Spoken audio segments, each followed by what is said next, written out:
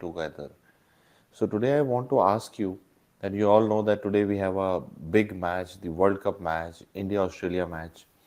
I want to ask you all in the chat box that what is the probability or the odds ratio or the possibility that India will win? What do you think? What is the possibility or what is the probability that India will win? Or what is the probability that Australia will win? Now, when we look at it mathematically, and I can already, think, and I'm sure you can also think, when you think of it mathematically with mathematics, you will say there are two teams and one can win. So, what is the ratio? 1 by 2 or 50%. Similarly, when we are giving a competitive exam, you also calculate the number of students appearing and the number of possible seats. For example, suppose you are targeting for one particular subject and you calculate the number of seats and you calculate the number of total seats and you calculate the odds ratio. Now, this is not how winners look at the odds ratio. This is something that I want you to understand. If, as a sportsman, if you look at 1 by 2 or 50% probability, it looks depressing. So, all the sportsmen are all the people who are successfully competing and winning. They condition their brain with an idea called as winning assumption. If you ask any sportsman, if you ask Virat Kohli or if you ask Rohit Sharma or if you ask any sportsman that what is the percentage or probability that you will win, they will say 100%. You understand? People who are winning are conditioning themselves that I am the only person who is going to win. I have 100% chances of winning, which may not be true mathematically, but they are conditions because the brain is more powerful than mathematics. I'll explain to you. Now you tell yourself that I am the only person who will win. You tell yourself again and again that I am going to win, I am going to win, I am going to win. Then what will happen is, even if you say repeatedly, you will not believe it in the mind of your minds because you still feel that, am I good enough? You will have self doubts, insecurities. Then all these people who win big in life, they accumulate small victories. I'll give you an example with cricket today because that will help you to form a perspective for your own career. Then they play with smaller teams to get the confidence back. Similarly, I want you to do those class tests, mini tests, grand tests, and you try to get your name in the leaderboard somewhere. If you repeatedly see yourself winning, now you start with the winning assumption, then you repeatedly see yourself winning in the smaller scenarios, or we can say micro or tiny victories you start accumulating.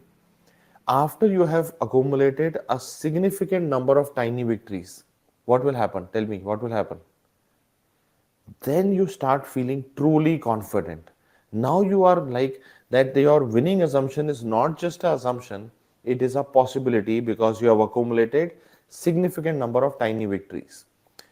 Anybody who is confident about the outcome is going to work harder than anybody who is not confident about the outcome. This is something that I call as smell of victory. Now, most people think that they will work harder when they are losing. That is not true. Failure does not, push you to work harder. You work hard when you see the possibility of winning. And when do you see possibility of winning? When you accumulate tiny victories.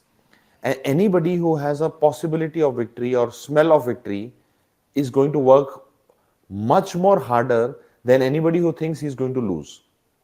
So, what will happen is once you become more confident about the outcome, because you are confident about the outcome, you tend to go all out and you tend to press the pedal, you tend to work harder.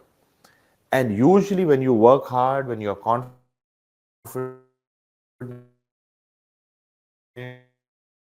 when you have accumulated victories, when you start with a good 10, and that win tells you that I can win bigger, and you take up the next challenge after a few days of celebration, you take up the next challenge. This is how it happens. This is how success happens. So I'm again repeating because today you're in a sports mood, cricket mood. I thought I'll give you the cricket idea or the sports idea today. If sportsmen were looking at numbers and odd ratios, they would never be able to play. If you keep looking at 1 by 2, it is depressing, you will not be able to play. If the students who are aspiring for IAS and civil services, they look at the odds ratio, they will not be able to prepare. To prepare, the first thing is stop looking at the mathematics and make the winning assumption. Then make the winning assumption stronger by accumulating smaller victories. Few smaller victories will make you feel good. A significant number of tiny victories will make you feel confident. People who are confident about the outcome work harder. People who work harder usually win big. That is the idea I wanted to share with you. I wish you all the best. I'll not take too much of your time today, but I just want you to remember India jeetega, and I want you all to type in the chat box kaun jeetega, India jeetega. Let's look out for a great Indian victory and let's celebrate the joy of victory. Winning feels good. Now, look at that feeling. When you look at a cricket match and when you see a cricket match on the television, and when your team wins, you feel the adrenaline rush. When you see your name in the list after an exam, you get the adrenaline rush. Victory has its own, charm.